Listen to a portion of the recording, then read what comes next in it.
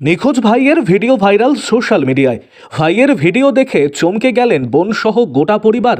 Viral ভিডিওতে যে ব্যক্তিকে দেখা যাচ্ছে সেটি তার ভাই বলে দাবি করলেন মানিকচকের আউসার বিবি। ভাইকে ফিরে পেতে আরজি বোনের।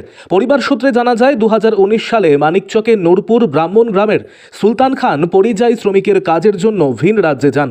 তারপরই মহামারী করোনার কারণে লকডাউন শুরু হয় দেশ জুড়ে। সেই সময় থেকেই নিরুদ্দেশ সুলতান খান। পরিবার পরিজন দীর্ঘদিন খোঁজাখুঁজির পরেও খোঁজ না মেলায় হাল ছেড়ে দেন।